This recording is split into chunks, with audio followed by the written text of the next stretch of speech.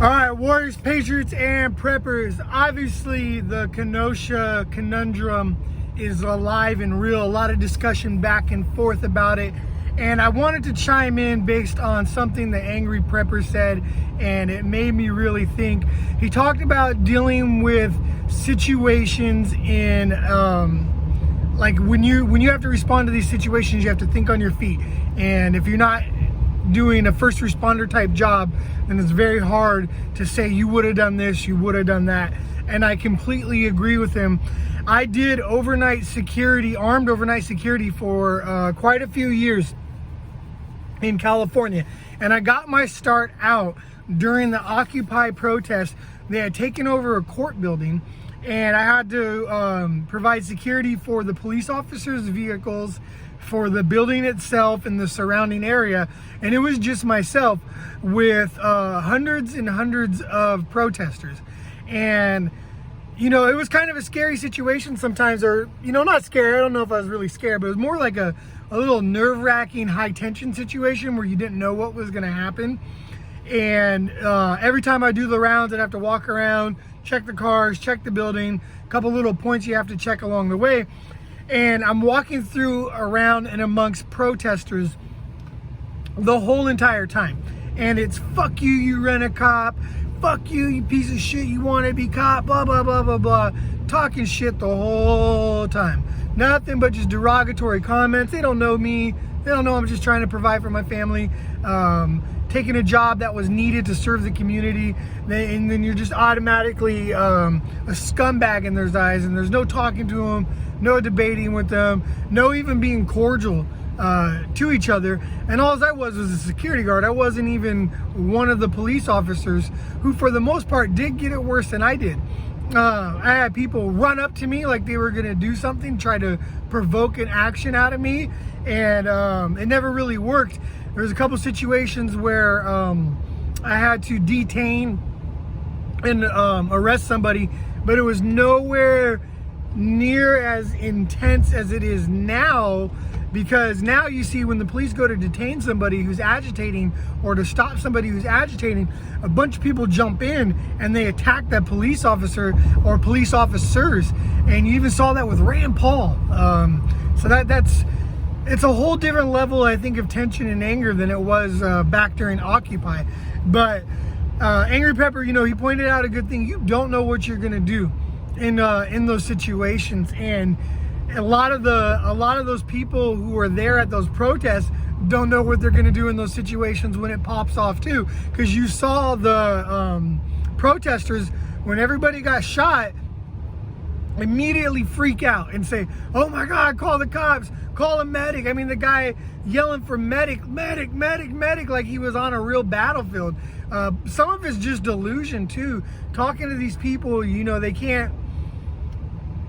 There's a lot of anger and frustration, and I think a lot of the anger and frustration comes from maybe a possible realization of how naive they really are to the world around them, and they're just reaching out and lashing out, trying to get some sort of sense and semblance to the world they find themselves in, and a lot of frustration, anger, and confusion comes from that. But a lot of those people don't know how they're going to react either. And I give the example of, you know, that guy got shot, he's yelling for a medic, call the cops, get him to a hospital, get this. Well, you know, if you want to defund the police, defund hospital, like defund society in general, give free health care out, it's gonna, good luck getting somebody to a hospital when nobody wants to be a doctor because it's not profitable to do so. And society's fallen and you have a combat wound that needs addressing.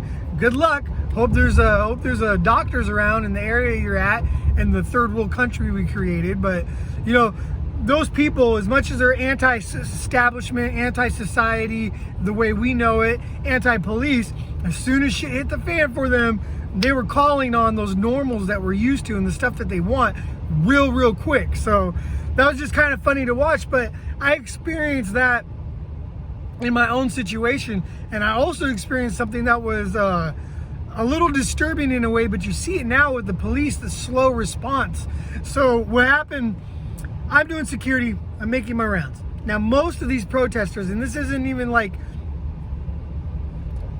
saying most is being nice, giving them, it was really kind of pretty much all of them were junkies of some form or another, be it alcohol or weed, but a big majority of them were just straight up junkies where I was at. And so I'm walking around and everybody's obviously on drugs. It's kind of like this homeless encampment type vibe going on as we got later into the protest. And you saw a lot of that if you go back and you look up some of the problems with Occupy, even some of the problems with like Chaz and stuff. Just this homeless druggy population took over very, very quickly. They just recreated the society in the cities they're growing up in. But I'm making my way around, and like I mentioned, people were running up to me, trying to provoke me, trying to get me to jump and do something. And at that time, you know, I was a different person at that time. I was ready to fight. I was a young man coming off of a kind of a hard life, and a friend gave me a kind of a hand up into a different life, and just to kind of better myself with that job. But you know, I was down to fight back in the day. I didn't really care, and it took a whole lot in me to not even just engage in the fights from like a personal level. But you know, the people come running up to me screaming, and I'm thinking, okay, it's about to go down. This has been days of this, weeks of this, probably a month into it at this point. And they're running up to me and said, oh, you pig, you fucking fake rent-a-cop, all this other shit. It was, hey, help, we need help. I'm like, okay, what am I gonna help you with? One, I'm there to protect the property. They are very clear with you at that job that your position is to observe and report. You're not there to be, you know, Captain Save the World. You're there to observe and report. You know, maybe if there's any little mitigation you could do to loss of the property, or theft of the property, or detaining somebody, kind of making a citizen's arrest, you're within the parameters of doing it. But for the most part, they want you to just observe and report. So everybody's running up to me. They're freaking out. Help. I don't know what's going on. I try to get some calm of the situation, but their emotions are running high. They say, my friend, he's dying. So what happened? I don't know. I'm just walking up on this.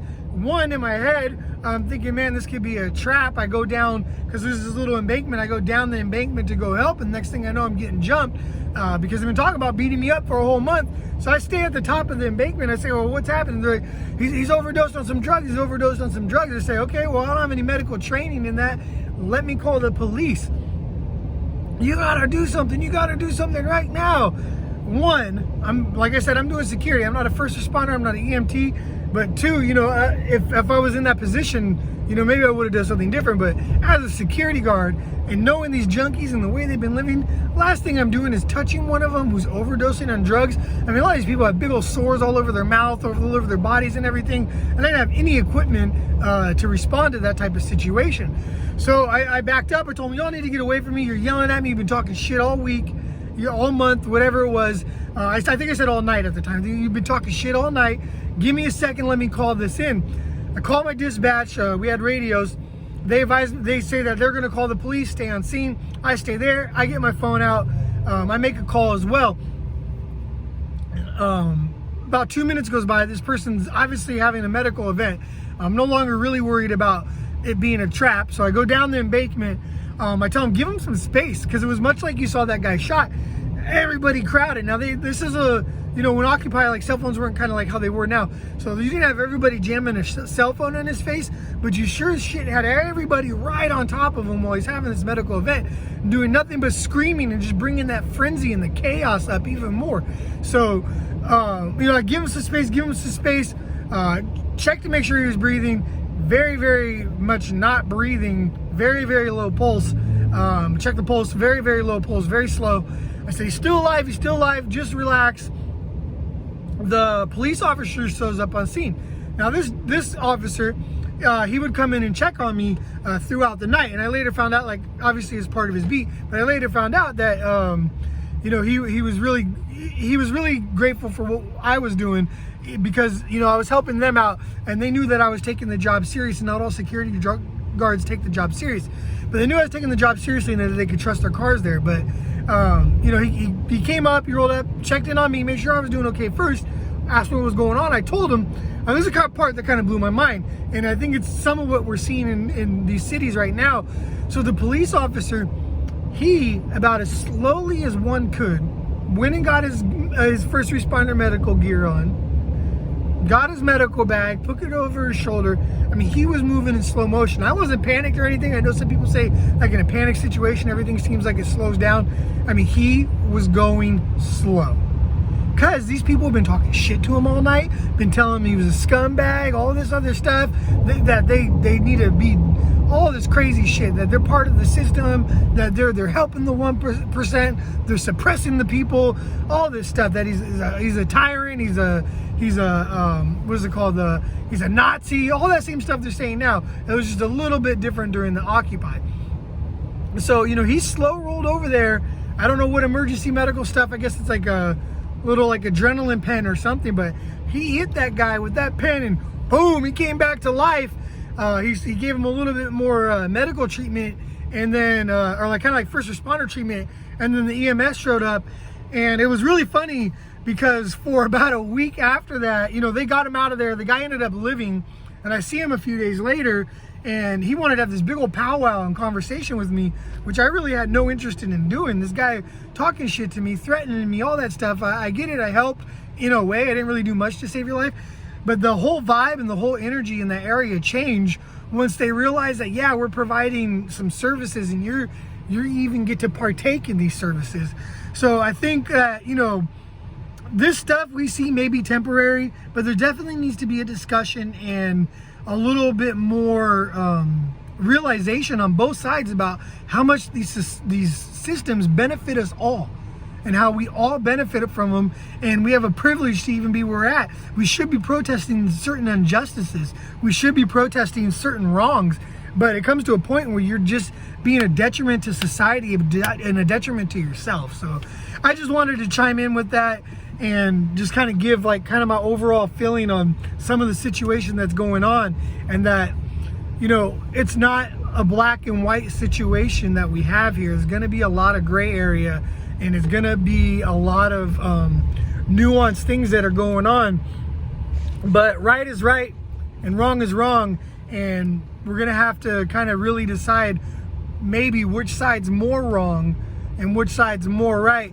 You know, it always sucks to have to choose the lesser of two evils, but, you know, as society devolves and continues to collapse, at the very least we need to push that off as far as we can. So